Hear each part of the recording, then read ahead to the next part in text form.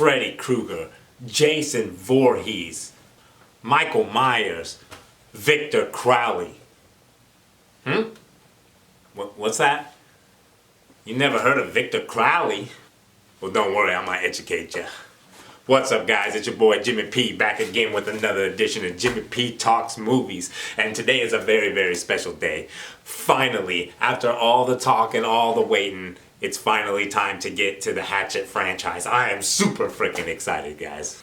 The brainchild of Adam Green, starring Kane Hodder as Victor Crowley, an absolute legend in the horror industry. These movies are the epitome of old school slasher and definitely need to be talked about in the ranks of such classics as Leatherface, Pinhead, Chucky, all those. Victor Crowley is right up there. And if you have been missing that old school feel of like those slasher franchises that you love from the 80s, 90s, then you need to be checking out the Hatchet. This one's going to be kind of a long one, guys, so sit back, relax. Let's get into the trailer for Hatchet.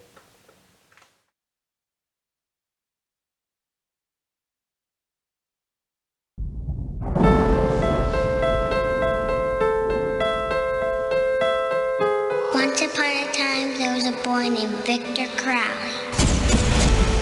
Folks weren't too kind to Victor, so he stayed hidden in his daddy's house, out in the bayou. One night, some mean children came to his house, and there was a bad fire. When his daddy chopped down the door to save him, he didn't know Victor was pressed against the other side. And poor Victor Crowley died. They say people disappear in those woods. And legend has it, if you get close enough to the old Crowley house at night, you can still hear Victor Crowley roaming in the woods, crying for his daddy.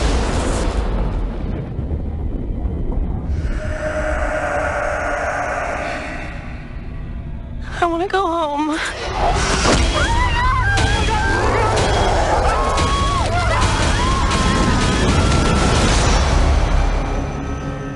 We're all gonna die.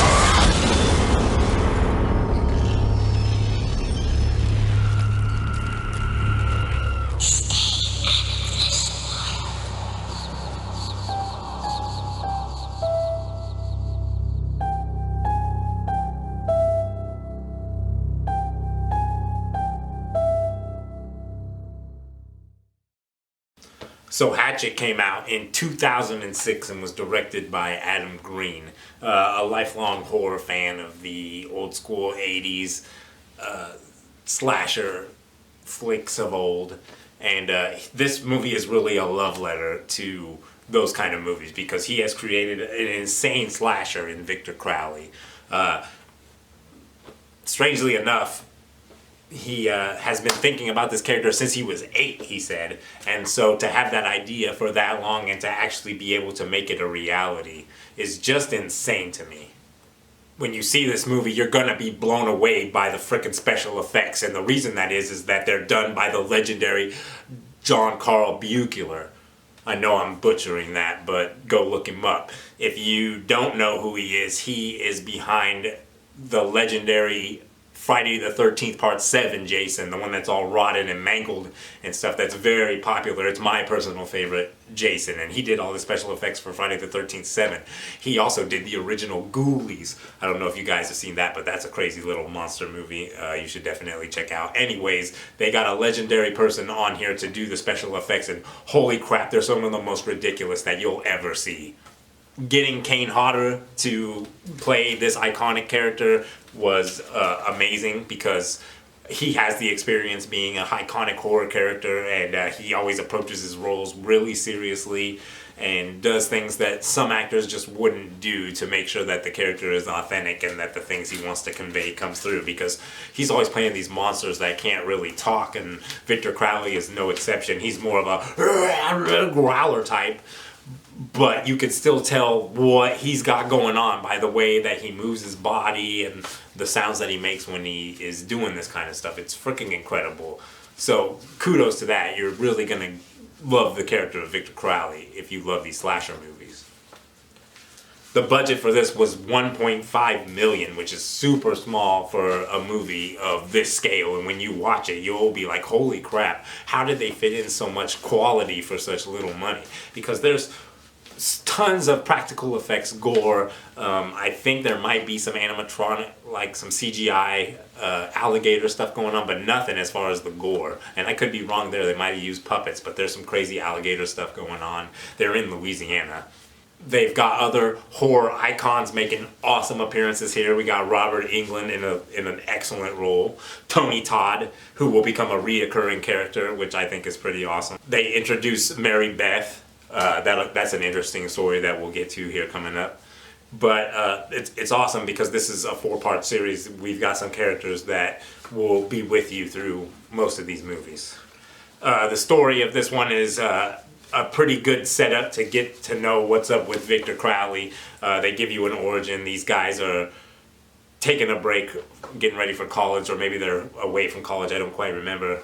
But they go to Louisiana, and one of their friends, played by Joel Moore, who you might know from Grandma's Boy, the crazy robot guy, he is like one of the main stars of this, and he is kind of like a party pooper. His girlfriend just broke up with him. He's all butthurt about it, and so he decides he wants to go on this crazy boat ghost tour, and they end up finding this seedy place where they run into an Asian cat named Perry Shen, who plays this, I think his name is Brian, a brother who has taken this job as a late night tour runner in the Louisiana Bayou. Anyway, there's an eclectic group of people who also decide to take this ride. There's like a parody of Girls Gone Wild. There's a couple of crazy chicks and a dude with a camera there doing some naughty things. There's an actual old couple that are there just trying to see the sights.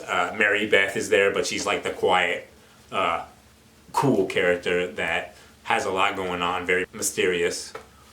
And so somehow through fate, they all end up getting together and going on this boat ride into the bayou. They end up coming on the territory of Victor Crowley. Mary Beth ends up being one of the people, like, is the sister of the Robert Englund and the dude who are in the beginning that just get freaking massacred. And they run into Victor Crowley and bad things ensue. This is modern day classic here, guys. The next level of slasher movie. If you hadn't seen my video about the missed opportunity from Anchor Bay, this Hatchet was one of the franchises that was included. As a matter of fact, Hatchet is the only one that actually saw fruition to become more movies. And there's a reason for that. It's because Adam Green is a crazy director. The story of Victor Crowley is fresh and crazy. There's a lot of love and passion behind these. Kane Hodder is totally involved with every aspect of these. And yeah, just it's awesome. I watched the behind the scenes on my Blu-ray, and like all the cast seemed to have fun and was really loving what was going on. They talked about how they just had barrels and barrels of blood, and they were showing all the behind the scenes stuff. There are incredible kills here that you have never seen before in a movie, and that was done on purpose because Adam Green, being a fan of the horror movies, had to, think in his brain and try to concoct these never before seen gore scenes, and they're freaking nuts, dude. I don't want to give them away, but a little teaser. I mean, we're seeing people get pulled apart in ways and pieces that you've never seen before. Power tools that are just ridiculous going into people's faces. Absolutely nuts. Hatchet 1 is a hell of a thrill ride. Very well done for the budget. Love the acting and love the story. It's a great jumping off point. You get some of Victor Crowley's origin, being a disfigured kid in the forest who accidentally got axe-faced by his dad, also played by Kane Hodder, out of makeup, which is pretty neat. He's playing all kinds of roles up in here. But you get the origin, you kind of get to see how Victor's powers kind of work, because he's got all kinds of crazy powers. Of course, he's a movie monster. But a great introductory way, and you should definitely check out Hatchet. So from what I've read, Hatchet was wildly popular for Anchor Bay and sold lots of Blu-rays. It had like Blu-rays and DVDs. It had a real small theatrical run. You know how the movie and the MPAA is about those movies with the crazy gore and stuff like that. They really wanted to heavily censor Hatchet, and there is an R-rated version and an unrated version. Don't watch that R-rated bullshit. It's easy to get your hands on the unrated copy. It would be 4 years before we get another Hatchet, and that would be called Hatchet 2. Here's the trailer.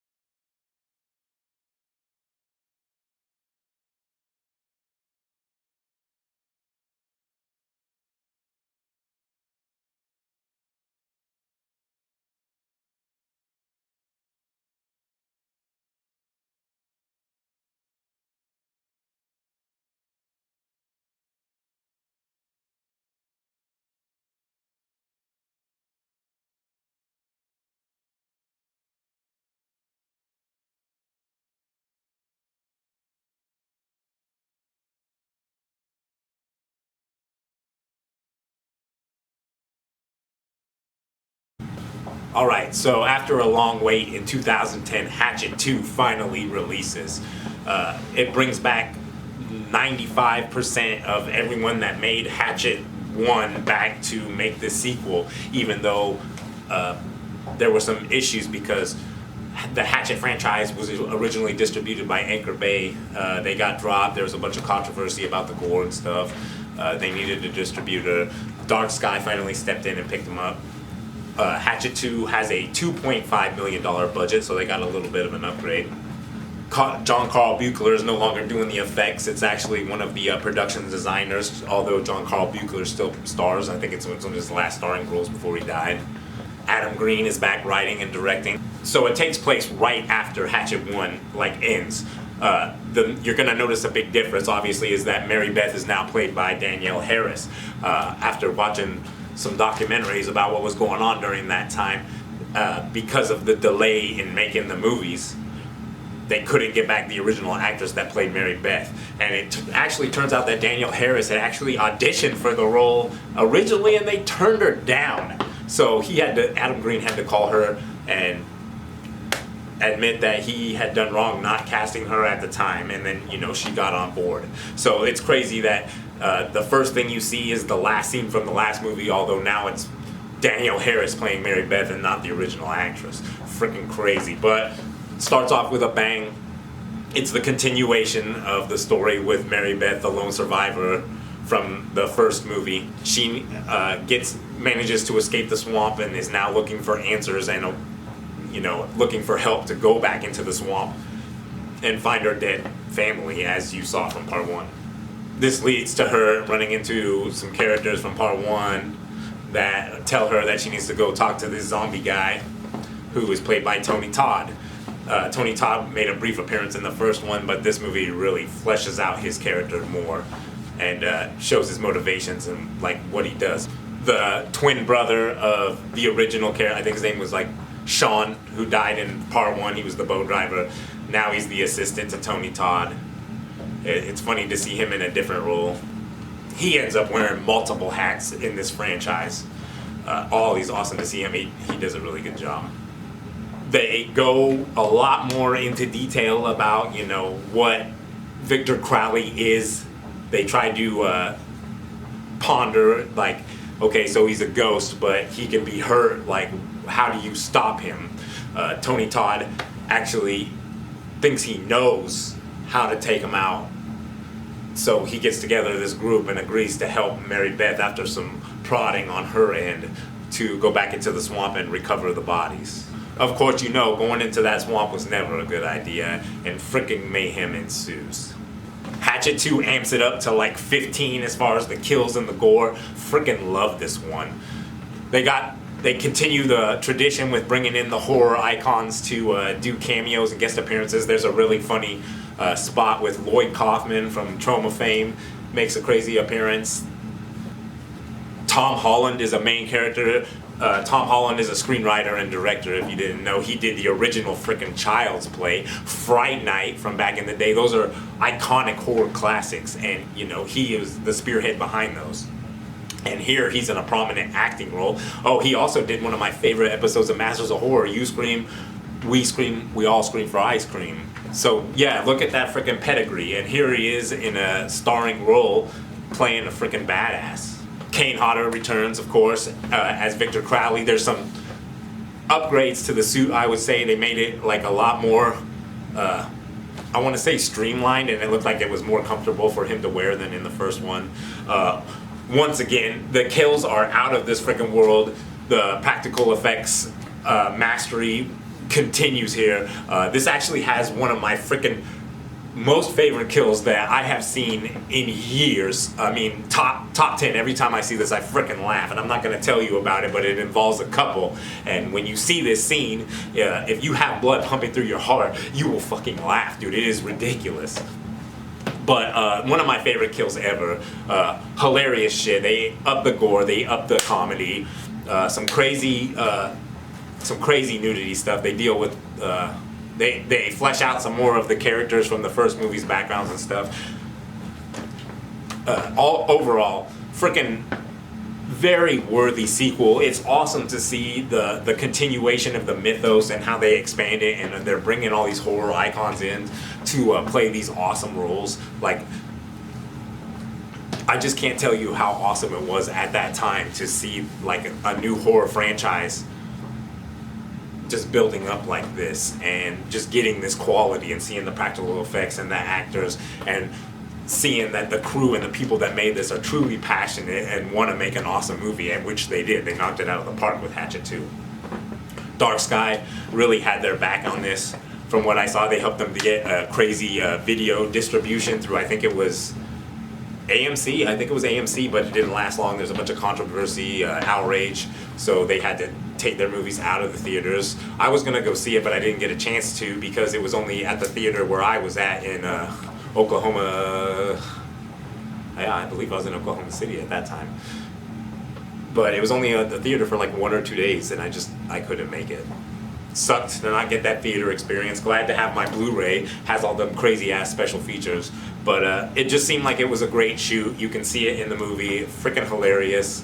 All the people that they cast do a really good job in their roles. There's some freaking amazing kills, like I said. Fun facts, the intro has a bunch of awesome little nods to all the characters from the first one, so I really enjoyed that. There's a dope Leslie Vernon shout out somewhere in there. During this time, that film was also in the group from Anchor Bay. That could have been a franchise, but that one ended up not getting off the ground besides the first movie. But it was awesome that they talked about Echo Lake and Leslie Vernon. Love that. The music in this one is a lot more pronounced. There's a Victor Crowley theme now that you kind of heard in the trailer for the first one, but now it's prevalent throughout, and I think it's really cool. Just like all the iconic other slashers have their iconic themes, Victor Crowley now has one. Freaking fantastic. So Hatchet 2 I thought was actually going to be the end of the franchise because of all the controversy and stuff like that. It ends with a freaking bang. You could have ended it on that one. But as you'll quickly see here by this next trailer, Victor Crowley can never die.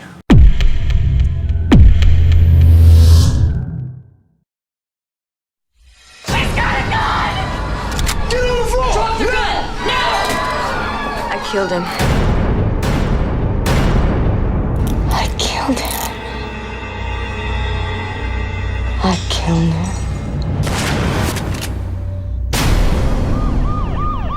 You guys think a girl did this? Let me see if I got this straight. A ghost wiped out everyone in front of you. How many bodies you say there were? 20, 30. Crowley killed them all. Best you got for me? Some kind of urban legend? I'm telling you the truth. Whether you want to believe it or not, this has Victor Crowley written nothing over it. What the hell did this?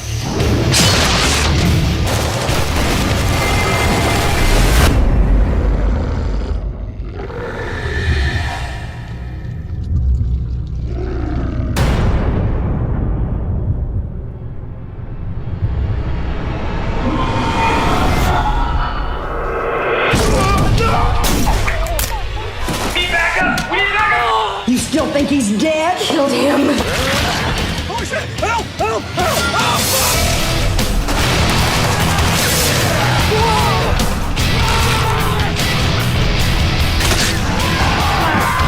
These are somebody's balls. Balls are not supposed to be hanging from trees. That guy knows what's up. If we don't leave right this second, nobody's gonna be alive tomorrow. Eat this one!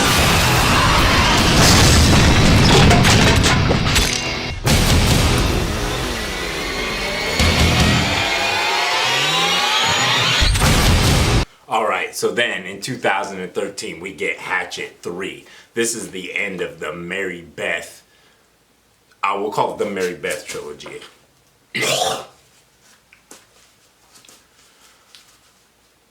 This one has a different director. Adam Green still wrote and produced it, but when you see this movie you're going to notice that it's shot a lot different. There's a different kind of camera being used.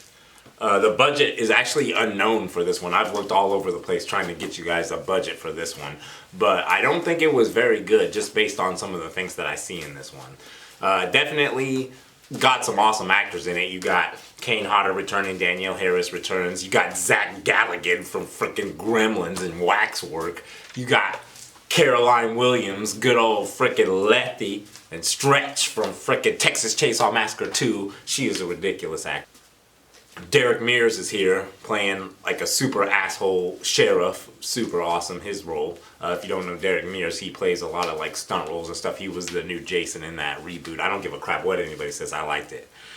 But Perry Shan even returns, and like he's quickly becoming like the star of this, as you'll find out soon enough. But this movie is bleak. This isn't like the other two. It doesn't have that fun horror movie feeling. Like this is just super bleak.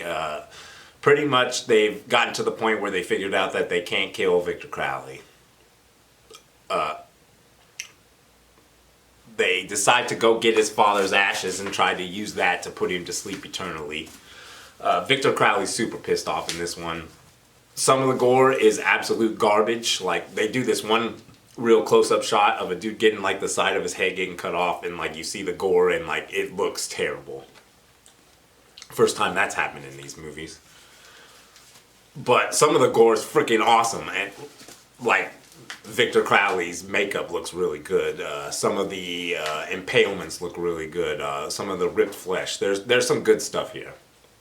But there's definitely something different about this one.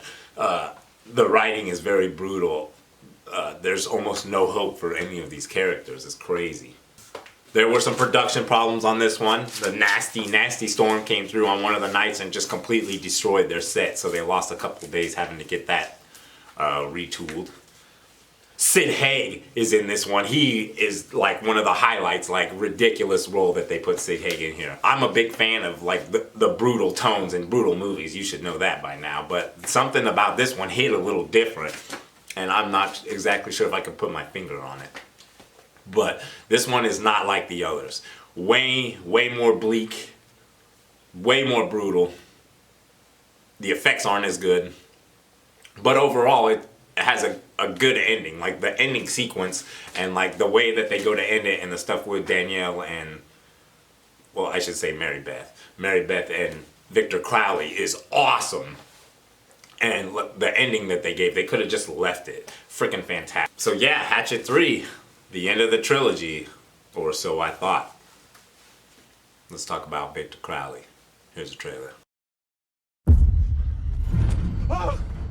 Sue, get back to the boat. Run back to the boat right now, Sue! What? What?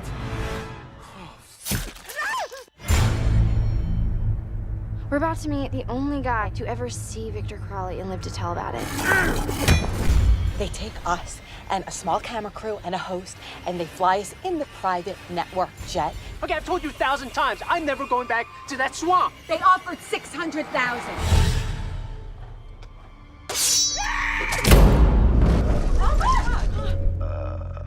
Apologies. We had a minor issue with our right engine. Would you like Xanax, Ambien, Valium, Oxy? I've got heavier stuff if you want.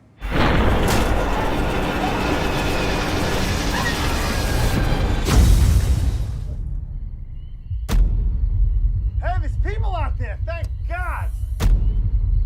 Your plane has crashed. We're gonna get you all help.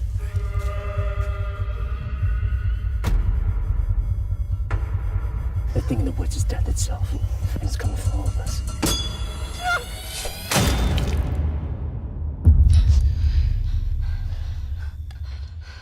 Look, see? I don't even think it's a motion sensor. I think it's on a timer. He's coming back!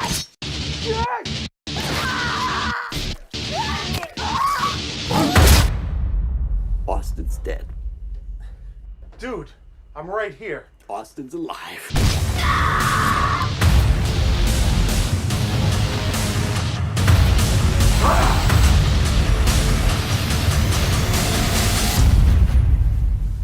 Go to hell, you ugly bastard! We are so dead.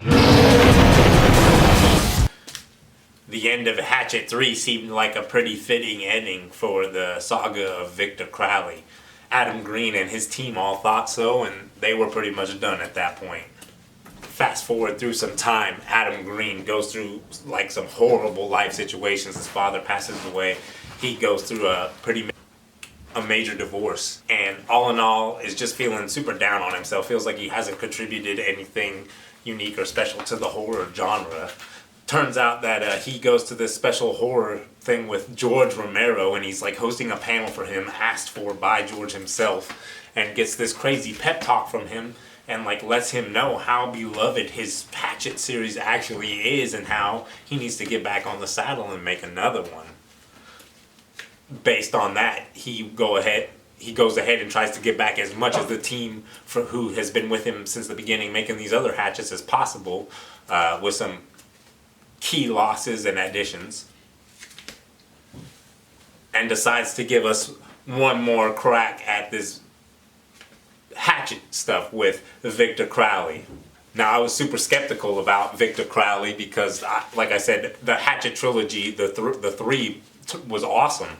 A lot of good stuff going on there, and thought that was a fitting ending. And, you know, to see it come back and to not hear anything about it, you know, I was kind of skeptical. I saw the cast and I was not impressed by it at all because I didn't see any like true horror icons. I mean, there were some, but none that I could name off the top of my head. I had to go and look them up. So skeptical there, Secret Production skeptical there. I heard it premiered on the Sci-Fi Channel of all places.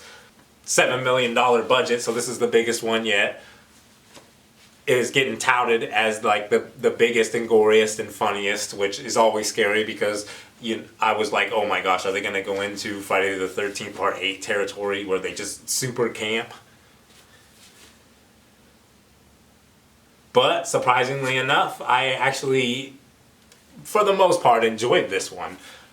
It takes place a decade after the events of Hatchet, and the only survivor, Perry Shen Andrew, that paramedic from the last one, has been riding the coattails of his experience, trying to make money off of the situation that happened to him. He gets conned into going back to the swamp where all that stuff went down. There's a horror movie enthusiast also there with their little crew, and they're trying to make like a mock trailer to get funding, and they want to get Perry Shen to be in it. But of course they go there, they're trying to be authentic, so they're using rituals to try to do the scene and they end up accidentally bringing Victor Crowley back. Definitely Perry Shin's time to shine, and he does a very good job. It's always awesome to see him in these movies. Awesome cameo by Tony Todd. He's the one that actually knows the incantation to bring him back, which is pretty neat. So there's a lot of really crazy cool, like the gore in this. I gotta say something about the gore in this one. It's actually 100% bet. I'm gonna say 100% better than the gore was in Hatchet 3. There was some cool stuff in Hatchet 3, don't get me wrong, but the gore in this one is what it lives up to. It says it's gorier and, you know, it's bloody and stuff, and like the gore is super freaking good. I feel like Adam Green might have not been happy with what was going on when he let the reins go a little bit on Hatchet 3, and he needed to step back up and, you know, bring something back that's crazy, because he's jumped back on board and is the writer and director again. It's really nice to see him back in the directing role, because it just seems like the movies that he directed flow a lot better. He's actually passionate about the project. You see that in the filming, and I like his style. This one makes it clear that Victor Crowley has a signature weapon, which is the belt sander, which I think is pretty cool. All iconic horror monsters need to have their classic weapon. But yeah, Victor Crowley, super surprising, and leaves you on a pretty awesome note. Another awesome cameo I'm not going to spoil, but leaves it open for maybe one more. Who knows when that will ever happen, though. The last documentary I watched with Adam Green in it, he seemed pretty out of it. It's crazy to watch that, but to listen to him talk about the process and everything from beginning to end, it's truly fascinating. And the guy's been through a lot. His passion for Hatchet is amazing, and it's come through on all these films. All right, so in conclusion, here's some things that I want to say about this franchise. One, I freaking love it. It is amazing and belongs up there in the ranks with Freddy, Jason, and all those guys. If you're ever in a conversation and you're naming like the greatest horror icons or who needs to be on that list, if Victor Crowley isn't on there, slap the fool, tell them they're wrong, and put them on there.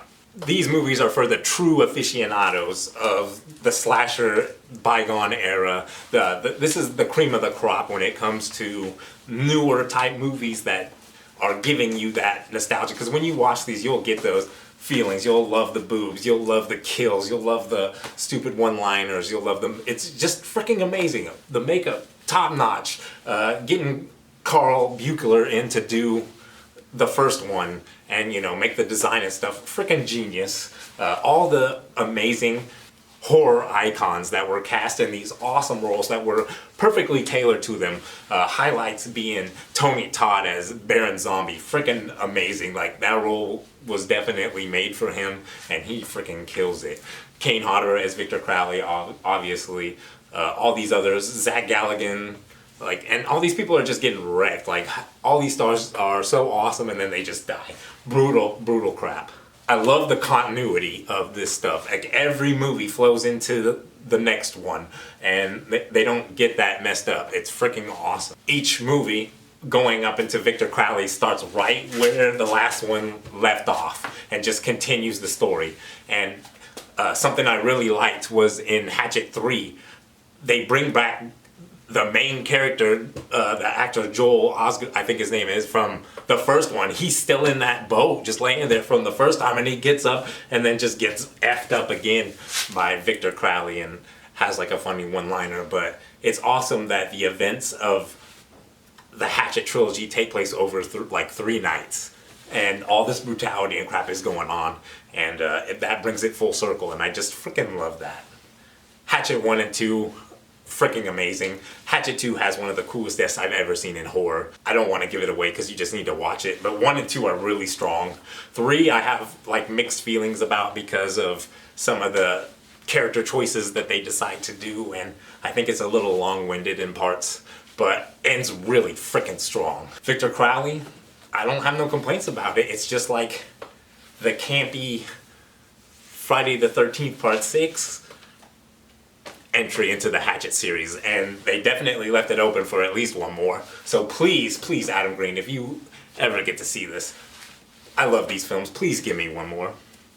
Anyways, I'm so glad I finally got to watch these films again, enjoy the shit out of them, and make this video for you guys.